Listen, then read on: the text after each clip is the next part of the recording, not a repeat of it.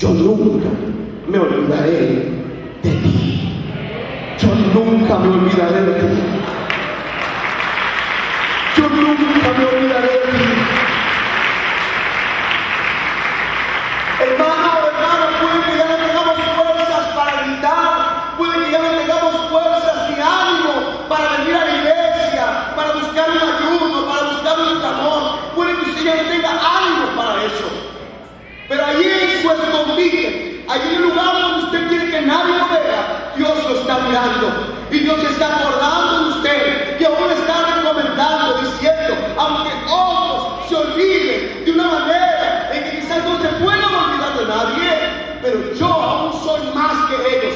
Yo no me olvido de ti, porque yo soy tu Dios. Yo soy aquel que te levantó, aquel que te hizo nacer en el vientre de tu madre, aquel que te trajo a este mundo predestinado.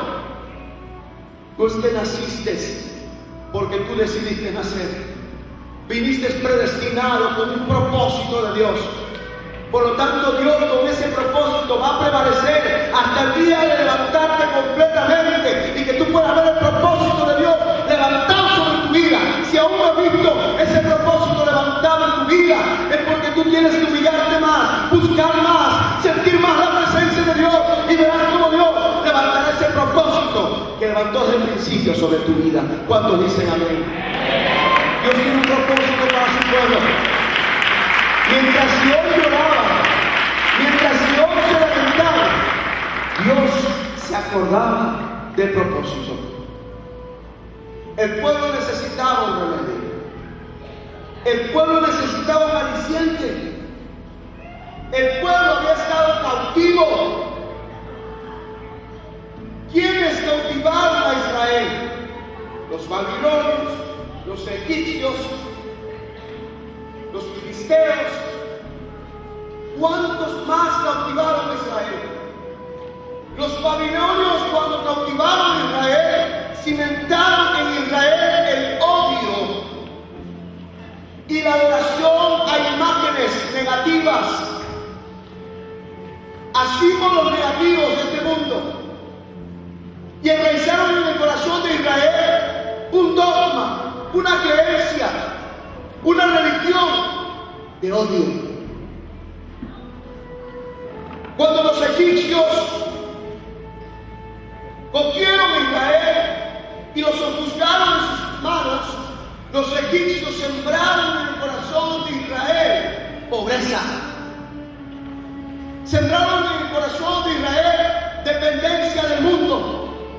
Sembraron en el corazón de Israel que ellos no podían hacer nada si no primeramente tenían algo del mundo. Eso eran los egipcios. Recuerden que cuando el pueblo salió con Moisés al desierto, ellos le decían: Moisés, regrésanos a Egipto, porque allá teníamos que comer, allá teníamos que vestirnos, allá no nos faltaba nada. En el mundo no nos faltaba nada, Moisés, porque Egipto había cimentado en el corazón de Israel el deseo de que ellos tenían hacia el mundo, hacia las cosas pecaminosas, y pensaban que ahí estaba el disfrute y la bendición. Y cuando los filisteos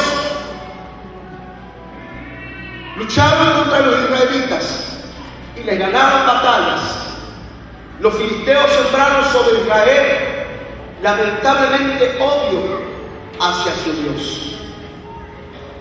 Esos filisteos se los denominaba incircuncisos. Aún el mismo Sansón, que peleó contra los filisteos, les decía: ustedes son incircuncisos. El mismo David, que peleó contra Goliat, que era un filisteo, le dijo a Saúl: oh rey, ¿quién es este incircunciso? Y aquellos incircuncisos son aquellos que no viven conforme al plan perfecto de Dios. Aquellos incircuncisos son los que están alejados completamente de Dios. Odian a Dios, no quieren saber nada de Dios, piensan que ellos son únicos, que las fuerzas provienen de ellos. Y eso estaba cimentado en el corazón de Israel. Muchas veces Israel se alejó de Dios con un corazón lastimado, con un corazón apegado al mundo, apegado a los ídolos, a la idolatría, y con un corazón apegado al poder. Israel muchas veces se alejó de Dios porque no escuchó su voz. Por eso usted, antes de escuchar esta palabra, usted estaba diciendo: y él conmigo va y le oigo hablar. Usted no puede caminar en este mundo si usted no escucha la voz de Dios. Usted no puede andar por una vereda tranquilo, tranquila, si Dios no le ha dicho que vaya por ahí. Pero ¿qué tenemos en nuestra mente para nosotros disuadir o alejarnos de esa voz que Dios quiere transmitirnos? Quizás los apegos que ha tenido el pueblo de Israel muchas veces se han apegado a nosotros: el odio, el rencor, amargura, o quizás también apego al mundo, idolatría.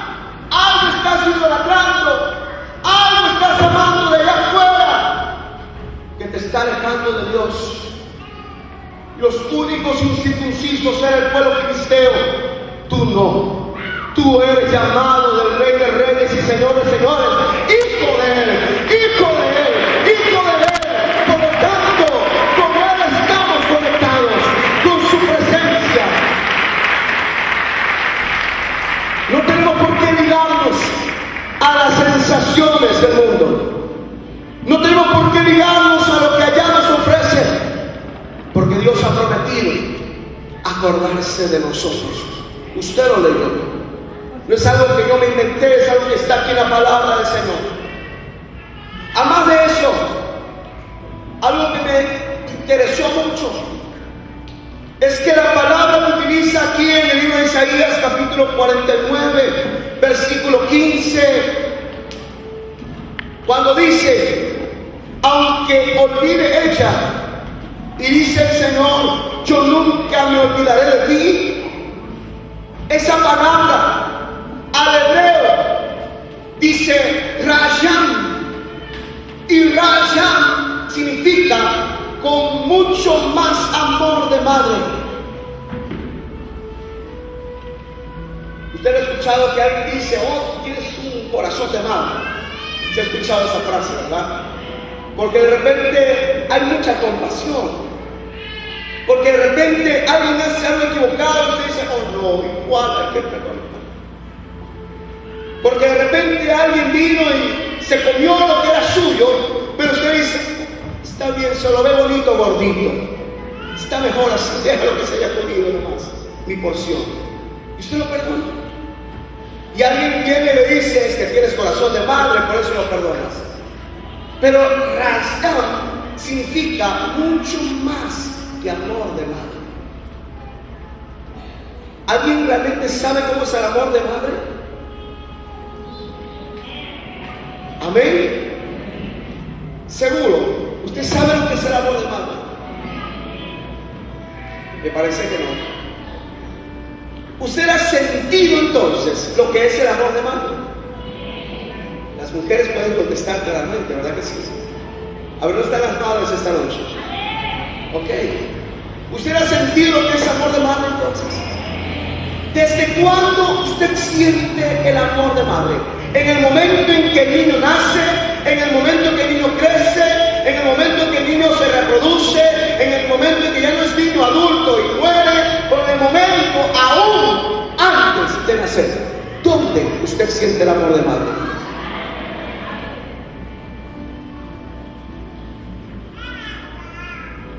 Mucho antes de la fundación del mundo, ya Dios había pensado en ti. Ya Dios había pensado en ti. Si tú entiendes lo que estoy diciendo, te aplaudo, aplaudo, aplaudo, aplaudo su misericordia. Aplaudo, aplaudo su misericordia. Aplaudo su misericordia. No es que llegó el día de los dolores y tú dices: uy, como que soy mamá. No. Es mucho, mucho, mucho, mucho antes. Cuando tú sientes ya en tu palpitar, en tu corazón,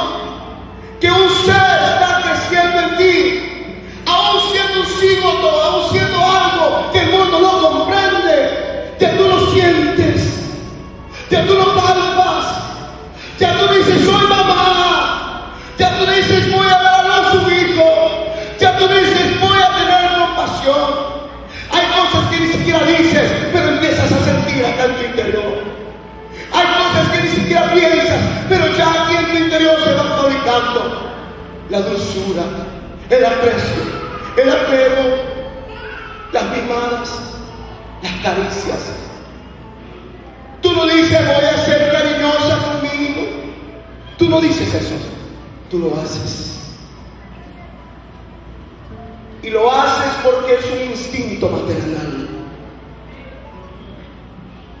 Pero Dios te quiere demostrar hoy que Él tiene mucho más amor de madre, un rayán para tu vida, porque Él ha prometido satisfacerte todo lo que tú tienes que vivir el resto de tu vida. Y si tú has venido en esta noche, es porque quizás tú hace unos días, horas, estabas viendo como que nada te complacía, como que todo estaba volviéndose atrás, como que nada estaba bueno para ti. Yo te quiero decir esta noche, Él se ha acordado de ti, no desde hoy, sino aún desde antes de la fundación del mundo, porque Él prometió y así será, así será. Aprovechen las puertas de misericordia. Vamos en el libro de 2 de Timoteo. Gracias, Señor. Capítulo 3, 1, 2 y 3. También debes saber esto, que en los postreros días vendrán tiempos peligrosos. ¿Alguien sabe cuándo son esos postreros días? Hoy son esos postreros días. El versículo 2 dice, porque habrán hombres amadores de sí mismos, avaros, vanagloriosos, soberbios, blasfemos, desobedientes a los padres, ingratos, impíos. El 3 dice, sin afecto natural, implacables, calumniadores, intemperantes, crueles y aborrecedores del bueno.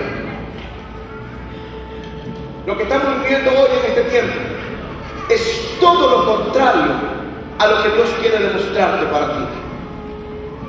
Hoy se escuchan las noticias, uno que otro tropel de leyes o situaciones que apoyan a que todas las cosas que usted ha leído se ajusten en este tiempo y sean aceptadas. Si he escuchado acerca de los derechos humanos de hoy en día, hace 10 años los derechos humanos se trataban de otra manera. Hace unos 10 años, no hace mucho, aquel que tenía una condena tenía que cumplirla. Aquel que fallaba tenía que marcar el territorio para decir, ya cumplí con mi condena. Hoy en día, hablando de los derechos humanos, se ha abierto una puerta muy inmensa y estamos viendo cada una de estas cosas, de hombres amadores de sí mismos, de hombres avaros, de hombres vanagloriosos, soberbios, blasfemos, desobedientes a los padres, ingratos, impíos. Se está perdiendo la gratitud, se está perdiendo la piedad.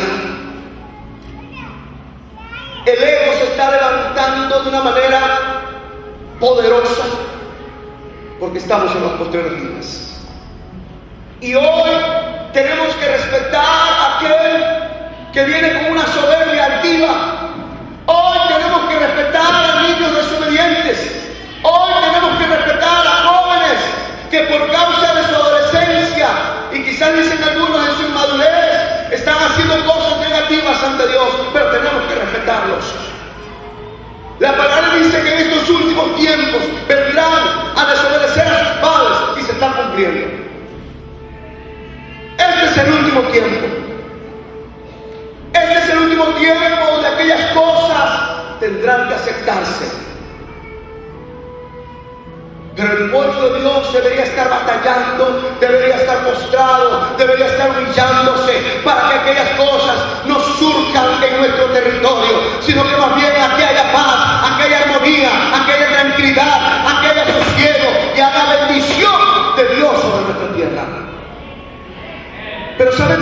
pueblo se olvida de clamar cuando dice lo mismo que dijo Sión en Isaías 49. Se olvidó de nosotros Dios. Ya no está con nosotros. Ya no nos ama. Ya no nos cuida. Empezaremos a perder en nuestra vida el lineamiento espiritual para el cual hemos sido llamados, y por ende no haremos nada para que ese lineamiento espiritual regrese otra vez a nosotros. Cuando usted empieza a creer en su espíritu que Dios le ha ayudado a usted, empieza a ver un camino mucho más complicado que antes. Usted empezará a ver que las situaciones empezarán a abrirse de una manera escabrosa, difícil, complicada, y usted no sabrá cómo corregir eso.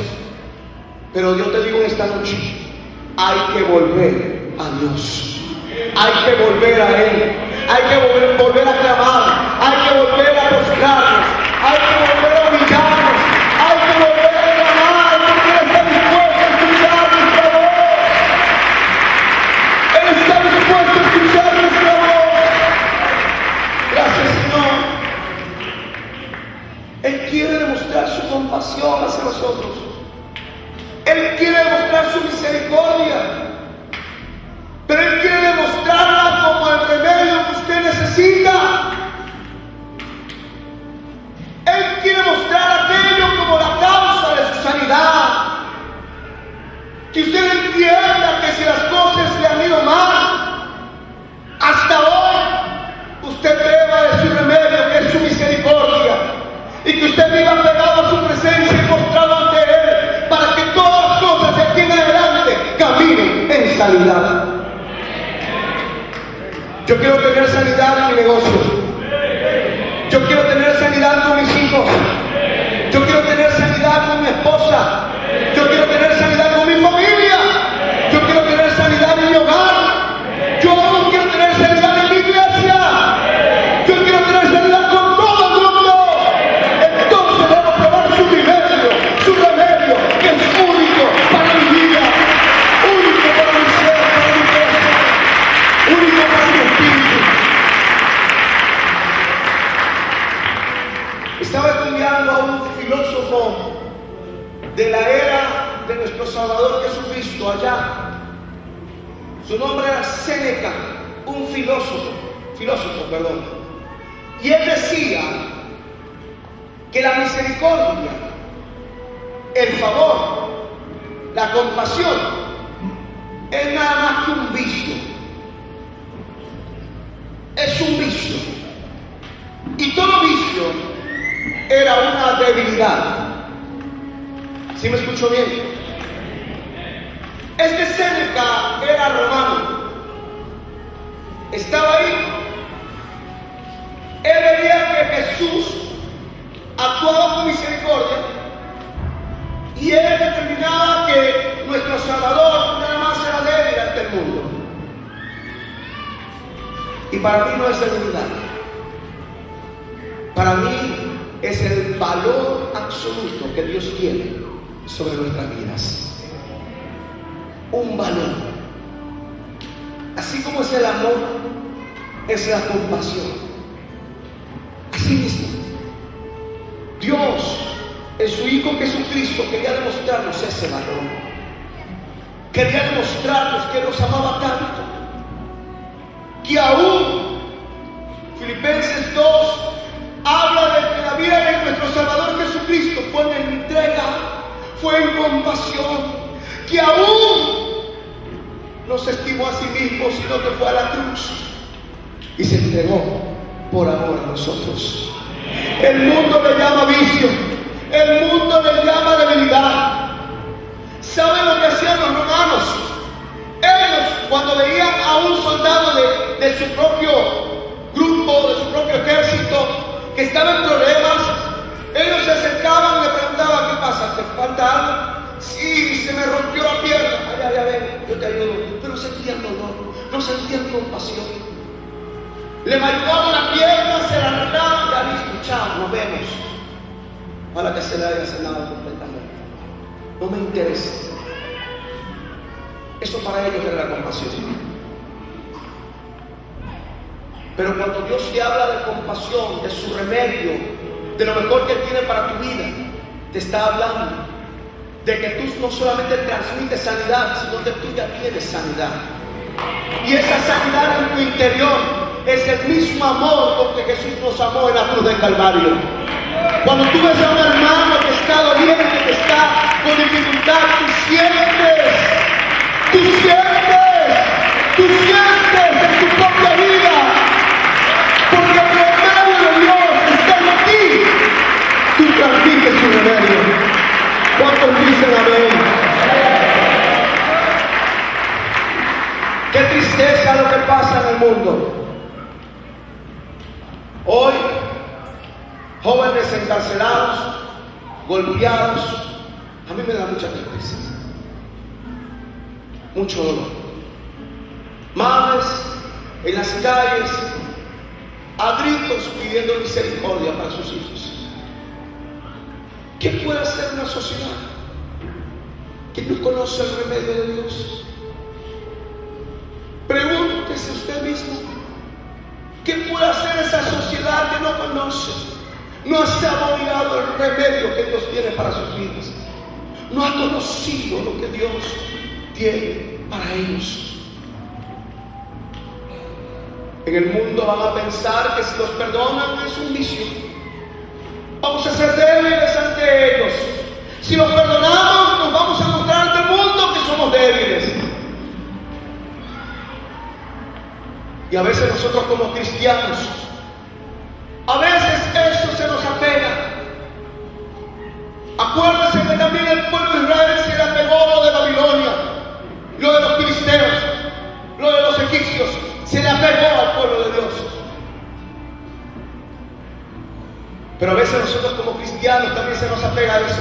Es que si yo perdono a mi hermano, yo me demuestro que soy el débil. Y yo no puedo demostrar que soy débil. Es que si yo me angustio por ese varón que está pasando esa necesidad, los demás van a ver como que yo soy un vicioso, como que soy un debilucho. No, mi hermano. Dios te ha traído acá para que tú demuestres esa compasión que Jesucristo demostró en la cruz del Calvario. Si tú pudieses también entregarte completamente por alguien que lo necesita, hazlo, porque Dios ya puso su remedio sobre ti. Acuérdate. Dile a alguien que está a tu lado, acuérdate, su remedio está aquí esta noche. Su remedio está aquí esta noche. Y nos da una recomendación muy hermosa, el versículo 10 y 11. El versículo 10 y 11 dice, hermanos míos. Y cuando dice hermanos míos, ¿hacia quién se está dirigiendo? Hacia la congregación. Dígale, hacia mí. Hacia mí. Ahora dígale a su hermano, hacia mí. Y esta palabra usted se la va a decir a su hermano entonces, porque dice hermano mío. Ok. Hermanos míos, tomad como ejemplo de aflicción y de paciencia a los profetas que hablaron en nombre de quién. No escuché, ¿en nombre de quién? En nombre del Señor. He aquí, tenemos por bienaventurados. Como dice, tenemos por bienaventurados a los que sufren. Habéis oído de la paciencia de Job y habéis visto el fin del Señor. ¿Cómo fue el fin del Señor con Job? Que el Señor es muy misericordioso y compasivo. Job llegó algún día inclusive a negar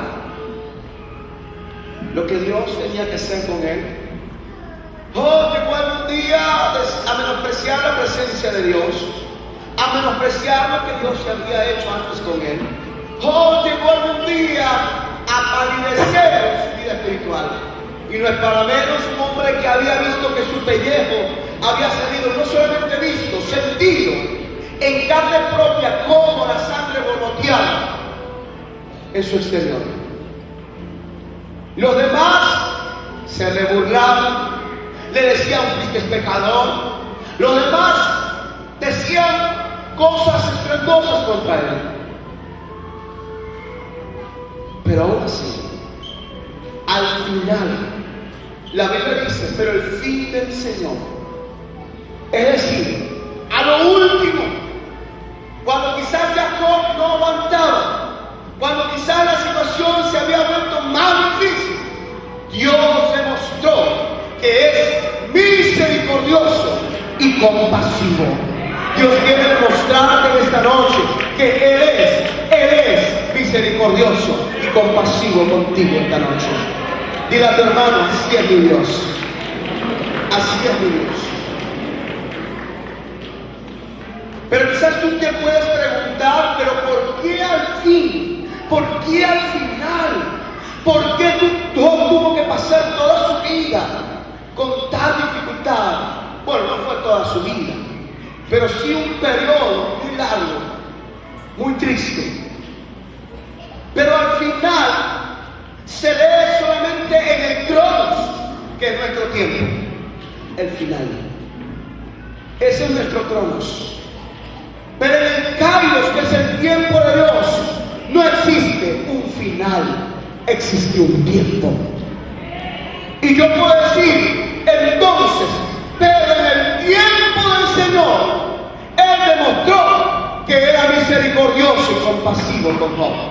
Así que yo le digo, mejor espera, porque en el tiempo del Señor tú vas a ver su gloria misericordiosa y compasiva contigo. Aleluya.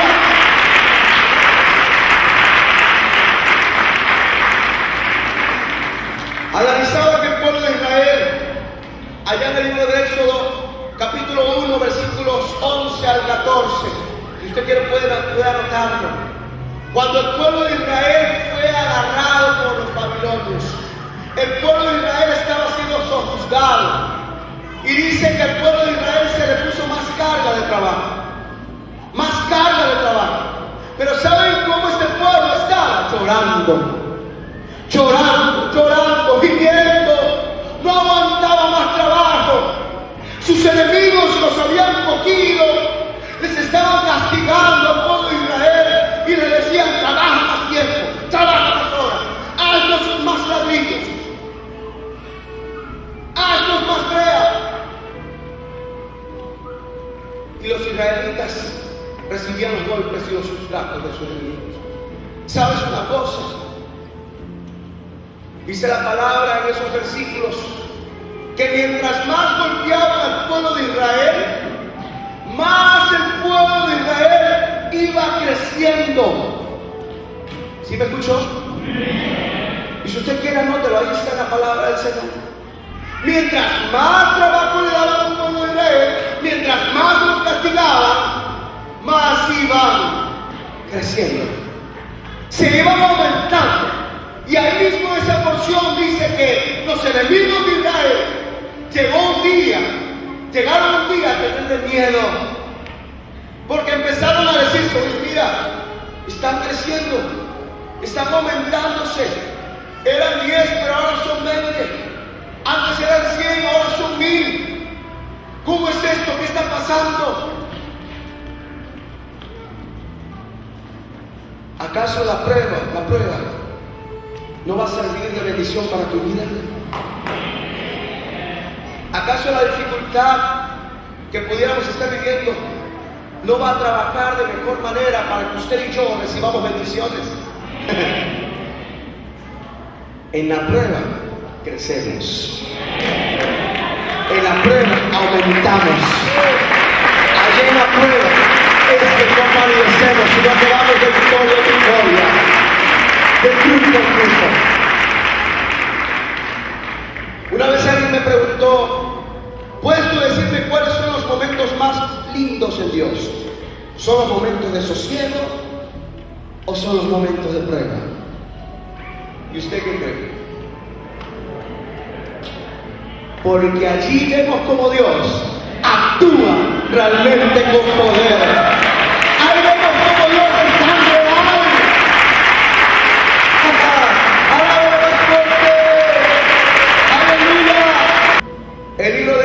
relataba entonces, capítulo 1, versículo 11 a 14, que el pueblo de Israel estaba pasando por una de sus pruebas difíciles. Y Dios les estaba observando. En el capítulo 3, más adelante, usted se va a dar cuenta que en el versículo 7, Dios habla. Y Dios les había estado diciendo, mientras ustedes trabajaban, yo sentía su dolor. Mientras ustedes eran golpeados, yo sentía como ustedes clamaban en su interior. Mientras ustedes quizás padecían, yo estaba allí queriendo ayudarlos. ¿Tú has pensado acaso que en el momento de tu dificultad Dios no te escucha? ¿Te está viendo? ¿Te está observando? Él está viendo cómo tú estás en ese momento. Pero no solo eso, sino que Él también siente lo mismo que tú sientes. Lo mismo que tú sientes. Éxodo 3, versículo 7. Dice que Él empezó a sentir el dolor. Nuestro Dios empezó a volverse de misericordia y empezó a decirles: yo los voy a sacar de ese lugar, yo los voy a sacar de ese sitio. Yo no quiero que ustedes sigan sufriendo de esa manera. Yo soy su Dios, soy compasivo con ustedes. No aguanto más que el enemigo quiera ir contra ustedes. Yo los voy a sacar de ese sitio para que vengan a otro lugar, que es el lugar de la bendición que tengo para sus vidas. ¿Cuántos dicen amén? Dios estaba observando y empezó a sacarlos de la desesperación. Dios quiere sacarte de la desesperación esta noche. Cuando llega el momento de desesperación, siempre vas a decir: ya se perdió todo. Aquellos que están en la pesca, allá en alta mar, han sacrificado muchas horas y nada.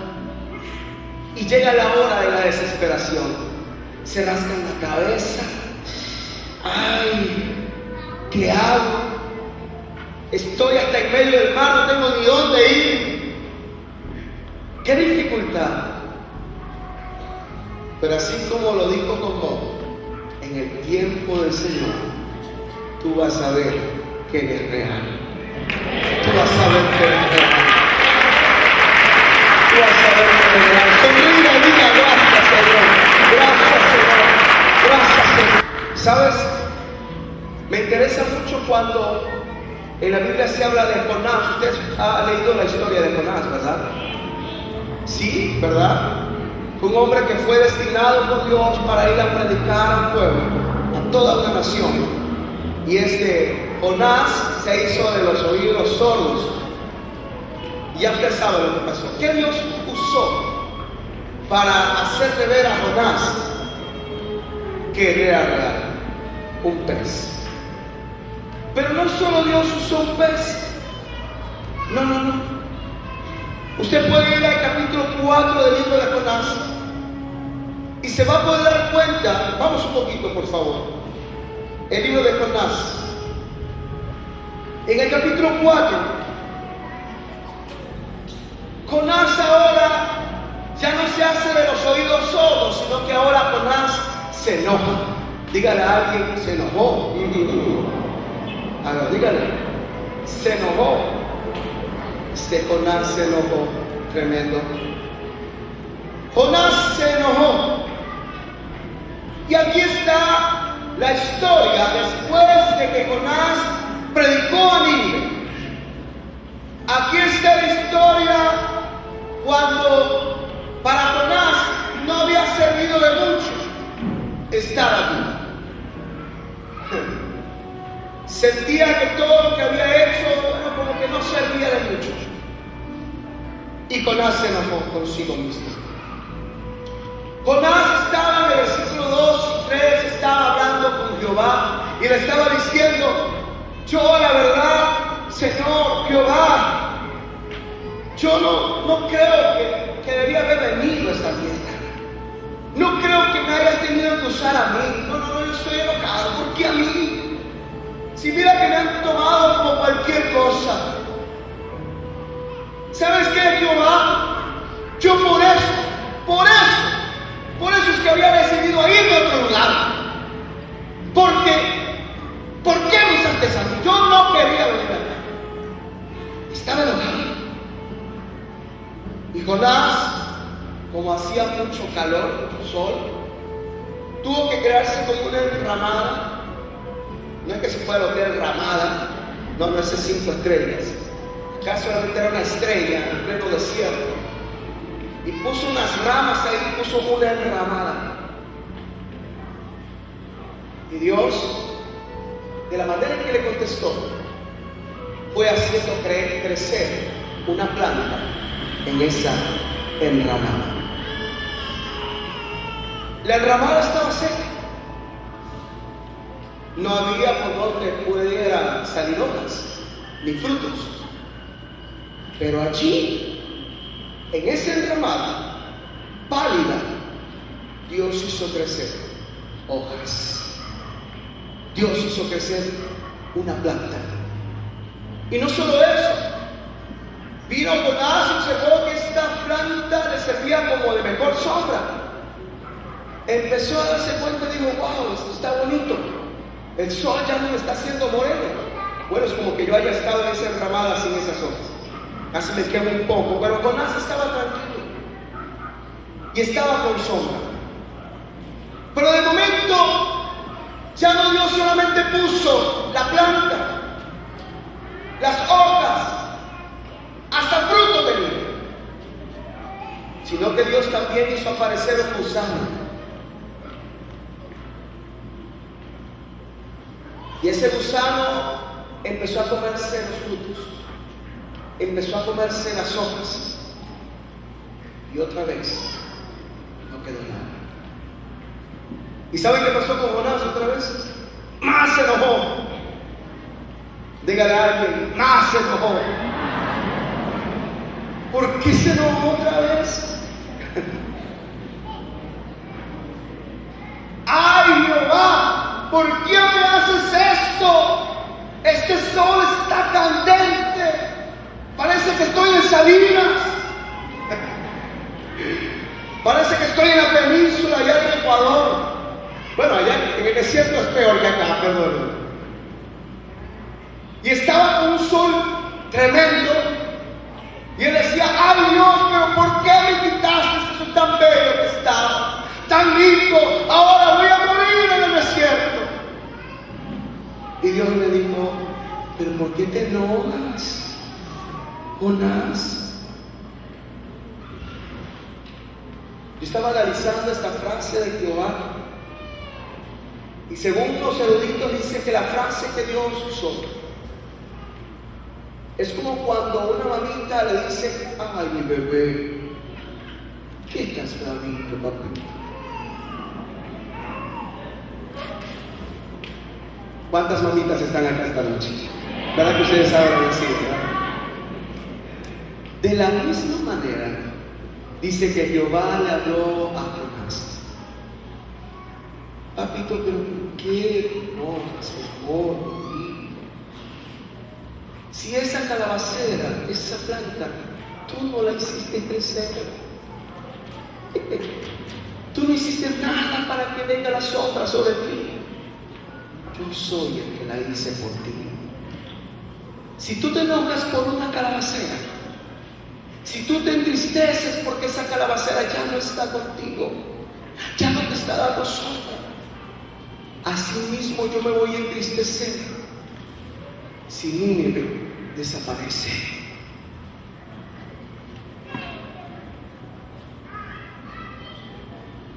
Dios me lo dijo así, pero es lo que Jonás tenía que entender.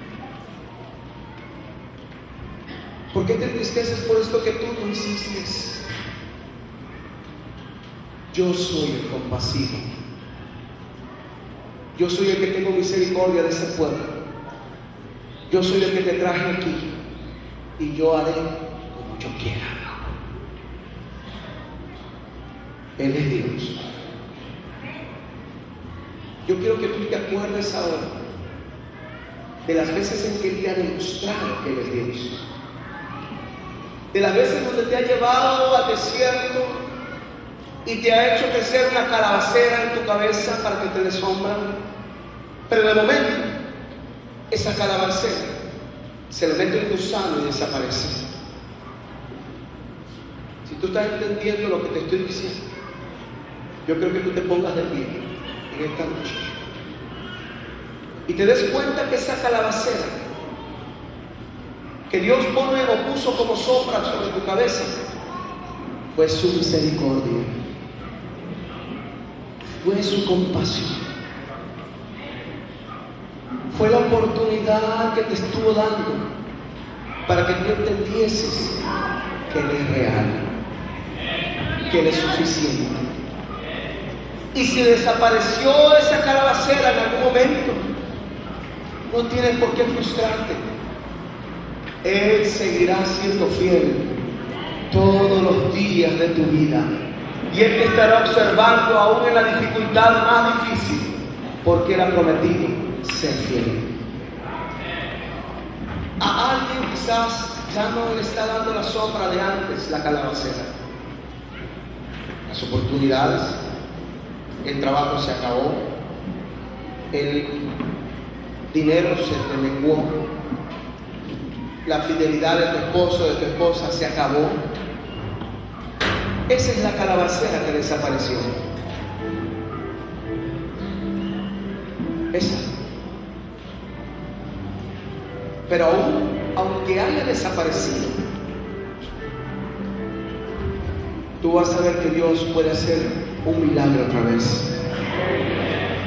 En el desierto hacer crecer lo que no es. Yo quiero que tú cierres tus ojos y que tú le digas al Señor: yo quiero que pongas un remedio en mi corazón, que es tu compasión, que es tu misericordia. Quiero vivir por el resto de mi vida escuchándote hablar. Quiero vivir por el resto de mi vida sabiendo que tú pones o quitas, pero siempre serás fiel. Serás fiel. Serás fiel. Dios ha sido bueno. Dios ha sido misericordioso. Dios ha sido compasivo. Dios ha sido real. Oh amor de Dios, su inmensidad, el hombre no podría contar ni comprender la gran verdad que Dios al hombre pudo amar. Cuando el pecado entró al hogar de Adán y Eva en Edén, Dios les sacó, mas prometió un Salvador